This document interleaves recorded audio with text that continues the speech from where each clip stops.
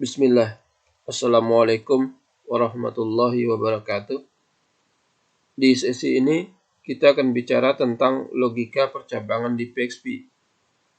Logika percabangan akan sangat dibutuhkan ketika kita ingin memeriksa sebuah kondisi. Artinya, jika kondisi yang diinginkan terpenuhi, maka kita memerintahkan program untuk menjalankan statement yang kita perintahkan. Dalam logika percabangan, pengetahuan tentang operator PHP, terutama yang terkait dengan operator logika seperti AND, OR, XOR, atau bukan, dan operator perbandingan seperti sama dengan, besar atau sama, atau kecil dan sama, akan sangat diperlukan dalam membuat logika percabangan.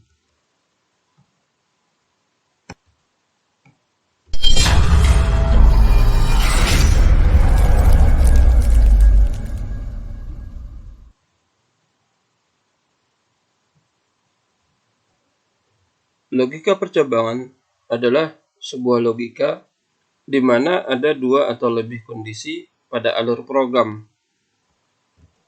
PHP memiliki beberapa struktur logika percabangan, yakni if atau nanti lebih komplit menjadi if-else, kemudian juga ada switch case, dan yang ketiga ada ternary. Baik, kita lihat satu persatu. Logika percabangan if-else. Percabangan if-else adalah percabangan yang paling dasar. Tugasnya adalah memeriksa nilai boolean, true atau false dari sebuah ekspresi logika. Jika suatu variabel atau suatu ekspresi logika bernilai true, bernilai benar, sesuai dengan kondisi yang kita inginkan, maka proses yang ada di dalam blok kode tersebut, di dalam blok kode if nanti akan dieksekusi, dijalankan. Jika tidak, maka perintah atau kode yang ada di dalam blok if tersebut tidak akan dijalankan. Adapun sintak dasar dari percabangan if-else adalah if dalam tanda kurung, kemudian kondisi yang mau dicek, kemudian diikuti dengan tanda kurung kurawal pembuka, kemudian statement apa yang mau kita lakukan ketika kondisi tersebut terpenuhi, kemudian ditutup lagi dengan tanda kurung kurawal. Nah, contohnya di sini implementasinya if dalam tanda kurung variabel nilai besar atau sama dengan 65. Nah, kalau kita lihat di sini kondisinya, variabel nilai akan memeriksa apakah nilai pada variabel tersebut besar atau sama dengan 65. Nah, jika kondisi tersebut terpenuhi, maka akan keluar pesan di layar adalah Anda dinyatakan lulus. Sementara jika kondisinya tidak terpenuhi, maka tidak ada yang dieksekusi atau tidak ada yang ditampilkan ke layar. Bagaimana kalau kita ingin menampilkan jika nilainya tidak terpenuhi atau jika kondisi itu tidak terpenuhi, maka akan keluar juga sebuah informasi. Maka sintak dasarnya adalah if dalam kondisi yang mau dicek, kemudian dalam tanda kurung kurawal buka, apa statement yang akan dilakukan ketika kondisi tersebut terpenuhi.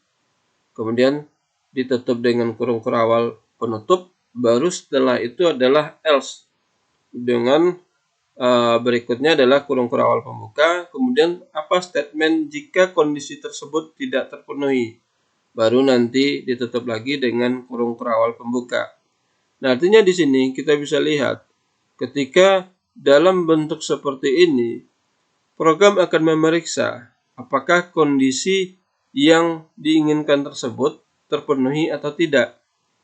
Nah, jika misalnya katakanlah terpenuhi, berarti nanti akan dilakukan sebuah eksekusi pada statement jika benar atau jika kondisinya terpenuhi.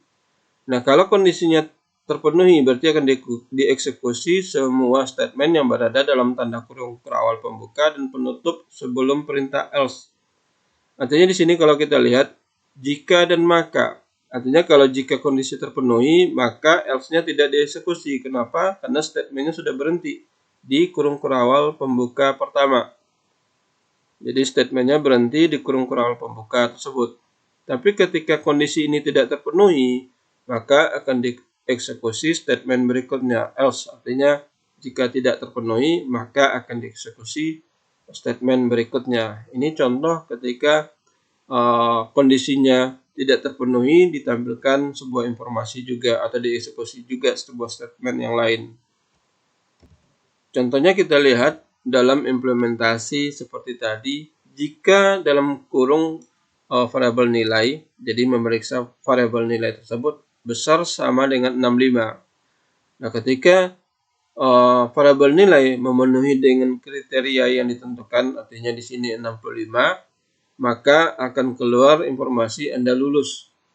Nah, bagaimana kalau tidak terpenuhi kondisi ini, maka akan keluar pesan Anda gagal. Jadi akan diperiksa kondisi pertama terpenuhi, keluar pesan Anda lulus. Kalau tidak, else, maka dikatakan atau diinformasikan Anda gagal.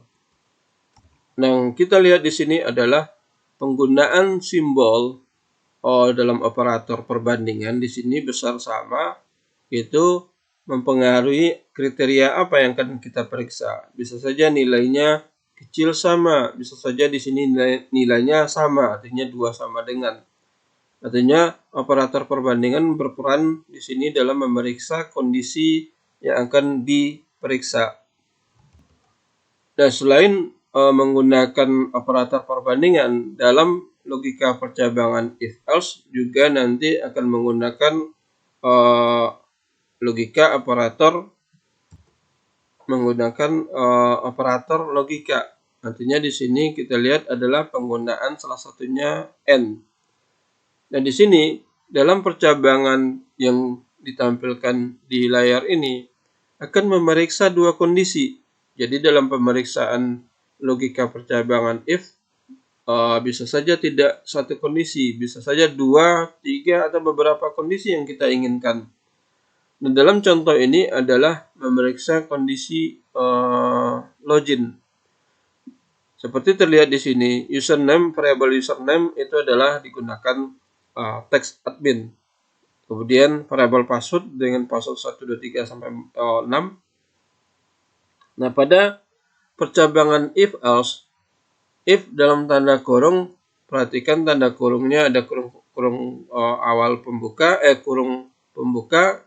Kemudian ada lagi kurung untuk variabel username. Jadi karena di sini mau dicek beberapa variabel, jadi dipisah antara kurung untuk masing-masing variabel.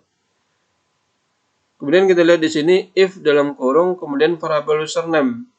Di sini digunakan operator perbandingan adalah untuk admin. Artinya di sini operator perbandingan yang dipakai sama. Jadi bukan lagi besar kecil atau yang lainnya, tapi digunakan di sini adalah persis sama. Artinya jika username tersebut sama dengan admin, nah ini satu kondisi. Artinya kalau kondisi ini terpenuhi, kemudian akan dia lihat lagi untuk variabel password. Artinya di sini kita lihat ada penggunaan operator perbandingan N, operator logika N. Kita lihat username sama dengan admin, kemudian N, artinya di sini kedua dua kondisi itu harus sama. Kemudian passwordnya juga sama dengan 1, 2, 3 sampai 6. Artinya kedua kondisi ini terpenuhi, baru program akan menampilkan pesan Anda berhasil login. Kalau hanya satu variabel, satu kondisi saja yang terpenuhi, misalnya username-nya saja yang benar, password salah, atau username-nya salah, password benar, maka yang kondisinya tidak terpenuhi karena di sana yang digunakan operator perbandingan operator logika N. Kecuali yang digunakan di sana adalah operator logika OR. Kalau seandainya yang dipakai OR, maka artinya di sini salah satu saja. Tapi karena yang digunakan adalah N, artinya kondisinya harus terpenuhi kedua variabel tersebut. Nah, kalau tidak terpenuhi salah satu saja yang salah, maka akan dikatakan Anda gagal login. Jadi, di sini penggunaan salah satu contoh logika percabangan if dengan beberapa kondisi. Kemudian dalam beberapa kasus bisa saja kita membuat logika percabangan if tersebut juga memiliki cabang di dalamnya. Jadi dalam logika percabangan tersebut ada lagi percabangannya. Jadi logika if bercabang. Nah, ini dinamakan dengan istilahnya nested. Artinya ada cabang di dalam logika if tersebut. Nah, kita lihat contohnya di sini. If dalam tanda kurung kondisi yang mau dicek. Jadi kondisi yang mau dicek di sini. Kemudian dalam tanda kurung terawal, jika kondisi yang mau dicek terpenuhi, maka akan dieksekusi statement 1. Dieksekusi lagi statement 2. Artinya dalam kondisi logika bercabang ini bisa saja kita membuat beberapa statement yang akan dieksekusi oleh program. Jadi tidak hanya satu, bisa saja nanti ada beberapa statement yang dieksekusi. Nah, selanjutnya di dalam kondisi tersebut juga ada pemeriksaan. Jika kondisi ekspresi atau kondisi pertamanya terpenuhi, statement 1 dieksekusi, statement 2 dieksekusi. Kemudian ada lagi pemeriksaan kondisi. Jika kondisi tersebut terpenuhi, maka akan dilakukan statement 3. Kalau tidak, maka yang bekerja hanya 2 statement.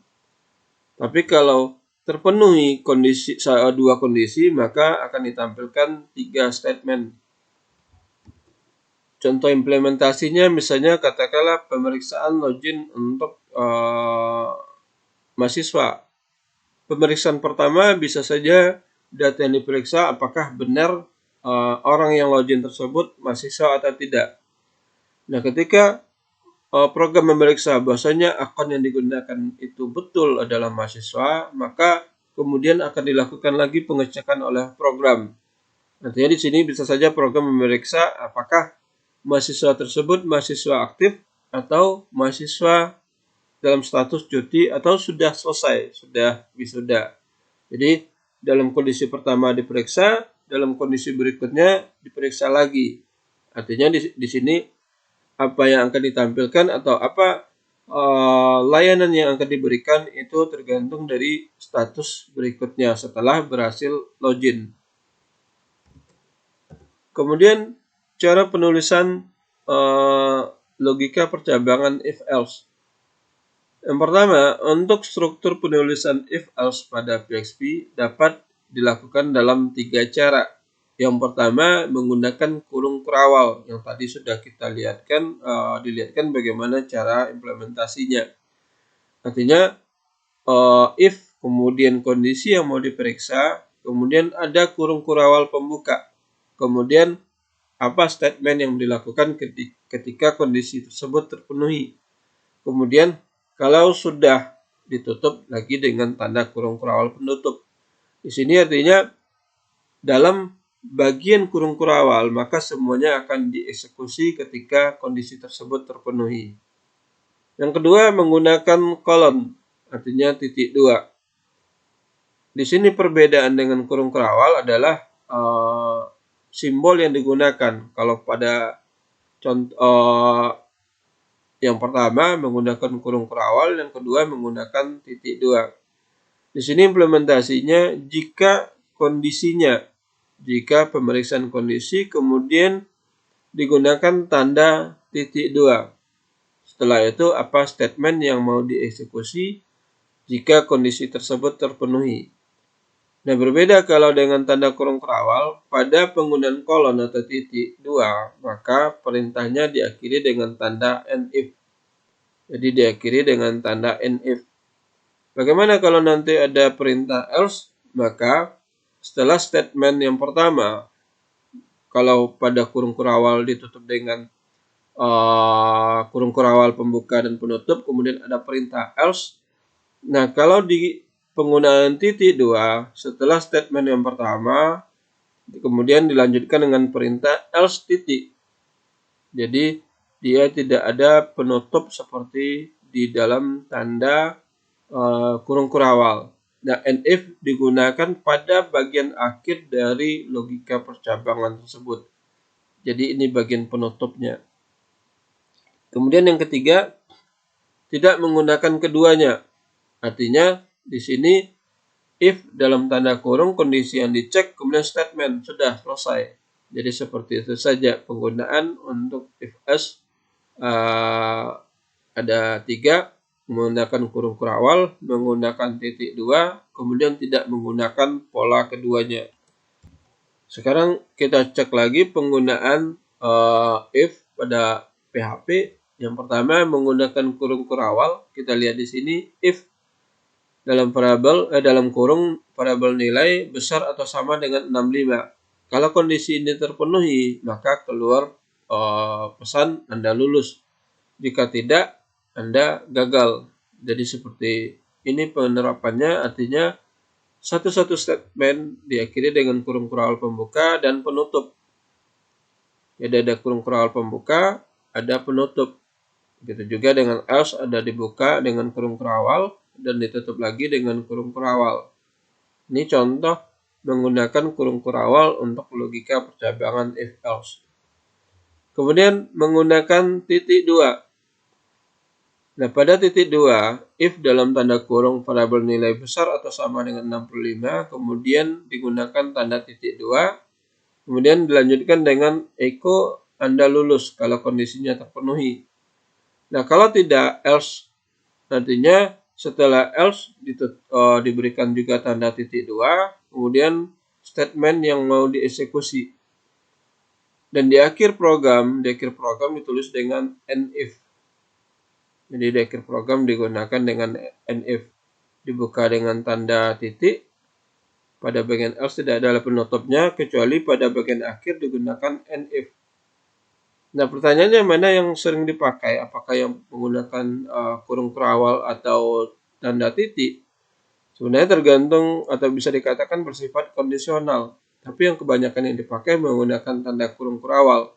Namun dalam halaman yang banyak menggunakan HTML, dalam suatu halaman itu HTML, kemudian ada penerapan beberapa perintah PHP yang ada pembuka tag PHP, kemudian ditutup PHP, kemudian ada lagi dibuka dan ditutup yang digabung-gabung dengan HTML, maka bisa saja penggunaan titik 2 ini yang lebih memudahkan.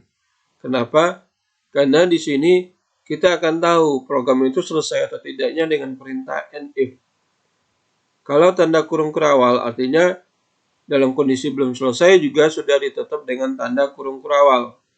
Sementara kalau di titik 2 itu dipastikan kalau sudah ada teks and if berarti kondisi logika percabangannya selesai. Berbeda kalau misalnya kita lihat lagi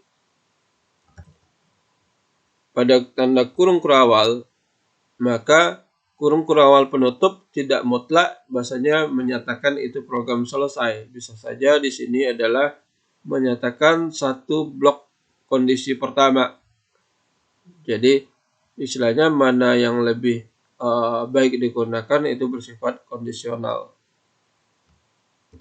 Kemudian yang ketiga, tidak menggunakan kurung kurawal dan juga tidak menggunakan tanda titik. Kita lihat di sini cara penerapannya. If dalam tanda kurung variabel nilai besar sama dengan kondisi yang mau dicek. Kemudian jika kondisi itu terpenuhi langsung ditulis dengan echo di bawahnya. Anda lulus. Kemudian jika tidak, else-nya langsung ditulis tanpa ada simbol apapun. Jadi ini cara ketiga, tidak menggunakan keduanya. Tapi kembali ke pertanyaan tadi, mana yang sering dipakai? Yang sering dipakai antara kurung kurawal dengan tanda titik. Karena memudahkan kita sebagai programmer untuk menentukan apakah skrip yang kita buat dalam kondisi logika percabangan if else atau tidak. Nah, sekarang pertanyaannya, bagaimana kalau seandainya kondisinya ada banyak kondisi yang mau diperiksa. Contohnya misalnya seperti di sini variabel A sama dengan 40. Kemudian jika variabel A besar atau sama dengan 60, maka akan keluar pesan sudah tua. Jadi keluar teks sudah tua. Artinya di sini jika kondisi pertama terpenuhi, maka akan keluar sebuah teks sudah tua. Nah, kalau sudah terpenuhi, maka baris berikutnya tidak lagi dieksekusi. Jadi baris berikutnya tidak dieksekusi. Kenapa? Karena sudah selesai atau kondisinya sudah terpenuhi. Kalau seandainya variabel A besar sama dengan 60 ini terpenuhi, artinya dia berhenti sampai tanda kurung kurawal penutup yang pertama saja. Yang lainnya tidak dieksekusi, diabaikan. Nah, kalau tidak terpenuhi, maka muncul kondisi berikutnya. Karena kita mau mengecek atau memeriksa beberapa kondisi. Else if. Artinya di sini jika else variabel A-nya besar atau sama dengan 25, maka akan keluar teks sudah dewasa. Artinya kondisi di sini akan diperiksa apakah dia terpenuhi atau tidak. Kalau terpenuhi kondisi yang kedua, maka keluar teks sudah dewasa. Artinya kondisi kedua itu hanya akan dicek kalau kondisi pertamanya tidak terpenuhi. Jadi dalam program dia akan membaca berurutan dari atas ke bawah, dari kiri ke kanan. Jadi dia lihat kondisi pertama tidak terpenuhi, turun lagi ke bawah. Artinya sudah dinyatakan kondisinya kalau terpenuhi sudah dewasa, berarti kondisi berikutnya diabaikan. Nah, kalau belum terpenuhi juga, maka akan ada lagi kondisi, kita mau bikin lagi kondisi baru, else if. Else if, kemudian dalam tanda kurung variabel, kemudian di sini besar sama dengan 15. Nah, kalau kondisi ini terpenuhi, muncul teks sudah remaja. Nah, artinya di sini kondisi yang ketiga ini akan keluar kalau kondisi pertama tidak terpenuhi, kedua tidak terpenuhi, ketiga baru terpenuhi. Berarti kondisi yang berikutnya diabaikan. Nah, kalau masih juga tidak terpenuhi dari semua kondisi yang sudah didefinisikan di atas, maka muncul else. Artinya else terakhir ini menyatakan tidak ada kondisi lain yang terpenuhi. Berarti yang dipakai adalah kondisi yang terakhir, teks yang terakhir yang akan keluar. Jadi dia akan cek satu-satu, terpenuhi atau tidak, mulai dari atas terus sampai ke bawah. Kalau pada satu kondisi yang kita definisikan terpenuhi, maka akan keluar teks tersebut dan yang lainnya diabaikan. Nah, kalau kita lihat cara penulisannya di sini adalah else kemudian spasi if. Else spasi if ini digunakan untuk metode yang menggunakan dalam tanda kurung kurawal. Nah, kalau nanti menggunakan tanda titik, maka ini disatukan else if langsung tanpa spasi. Jadi else if tanpa spasi, kemudian kondisi yang mau dicek. Jadi else if-nya bersatu untuk yang tanda titik. Sementara yang tanda kurung kurawal ini digunakan else spasi if. Jadi ini perbedaan cara penulisan dari else if untuk yang tanda kurung kurawal dengan tanda titik. Baik, kita lihat lagi logika percabangan di PHP. Yang kedua adalah switch case. Nah, switch case digunakan untuk memeriksa suatu variabel, hampir sama juga dengan if, artinya memeriksa suatu variabel, lalu menjalankan perintah yang sesuai dengan kondisi yang diperiksa. Nah, contoh penulisan sintaknya adalah switch dalam tanda kurung variabel yang mau diperiksa. Kemudian perintah berikutnya adalah case kemudian value yang mau diperiksa yang pertama. Jadi case-nya apa, value yang diperiksa pertama, kemudian diakhiri dengan tanda titik 2. Setelah itu statement yang mau diperiksa, yang mau dilakukan kalau kondisi tersebut terpenuhi. Kemudian dilanjutkan dengan menghentikan perintahnya dengan menuliskan break. Artinya ini contoh pada baris pertama itu ditulis dalam satu baris. Kemudian yang kedua ditulis dalam beberapa baris. Case kemudian value kedua. Jadi nilai yang berikutnya setelah nilai pertama tidak terpenuhi, maka ditampilkan nilai keduanya. Kemudian berikutnya jika nilai kedua terpenuhi, maka akan dieksekusi statement keduanya, dan juga diakhiri dengan perintah break. Begitu juga kalau kita mau membuat beberapa pemeriksaan terhadap perbandingan yang mau dilakukan. Jadi bisa saja ada value 3, 4, 5 atau yang lainnya. Nah, sekarang kita lihat bagaimana cara implementasinya.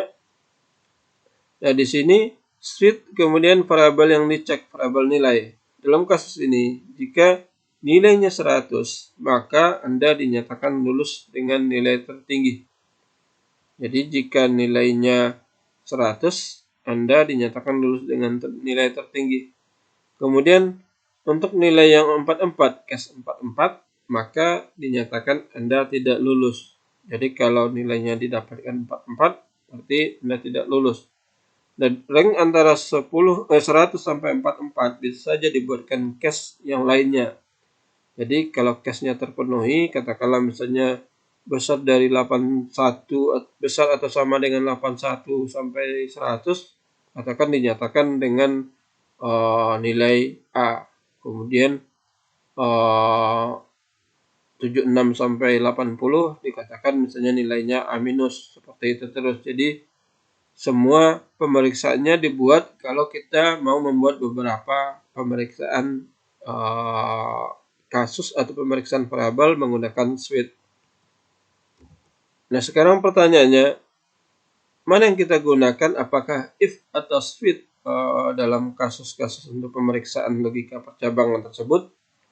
Kalau kita lihat dalam contoh yang sudah diberikan, artinya kalau kita membuat sebuah perbandingan hanya menggunakan satu variabel perbandingan, satu logika perbandingan, misalnya seperti di sini nilai 100 besar atau sama dengan katakan jika case-nya 91 kemudian sampai dengan katakan misalnya 99 dinyatakan dengan nilai A. Nah, jika hanya sampai seperti itu, maka kita bisa gunakan if atau else. Sementara kalau seperti kasus misalnya, jika ada pemeriksaan beberapa kondisi seperti tadi, kita memeriksa kondisi login, jika username-nya benar, password-nya juga benar, baru dieksekusi, maka itu tidak dilakukan dengan switch. Itu lebih baik dilakukan dengan if.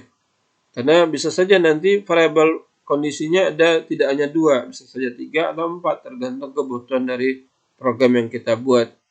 Artinya, kalau logika perbandingannya banyak, yang terbaik adalah menggunakan if.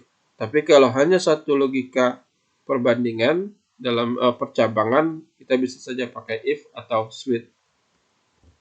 Kemudian, untuk yang ketiga, cara implementasi logika percabangan di PHP adalah ternary. Ini bisa dikatakan mirip dengan if, dengan if else, namun tanpa penggunaan else if. Artinya di sini hanya digunakan untuk memperbandingkan dua kondisi saja. Jadi mendefinisikan dalam satu baris untuk satu kondisi. Seperti contohnya sintaknya di sini variabel, kemudian kondisi yang mau dicek, kemudian nilainya benar atau salah. Jadi tidak ada dibuatkan di sini dalam bentuk nilai ketiga, keempat, dan selanjutnya. Di sini hanya memeriksa apakah benar atau salah. Jadi contohnya seperti di sini variabel nilai, di mana nilai besar atau sama dengan 65. Jadi dalam tanda kurung variabel nilai besar sama dengan 65. Kemudian tanda tanya. Nah, ini yang menjadi pemeriksaannya nanti. Jika terpenuhi, maka Anda dinyatakan lulus. Jika tidak, Anda gagal. Jadi di sini tidak ada rang nilai selain daripada besar sama dengan 65 tersebut. Jadi hanya kondisinya benar atau salah, true false saja. Jika benar, ini yang keluar. Jika salah, ini yang keluar. Tidak ada output untuk yang ketiganya. Bapak akhiri, Assalamualaikum warahmatullahi wabarakatuh.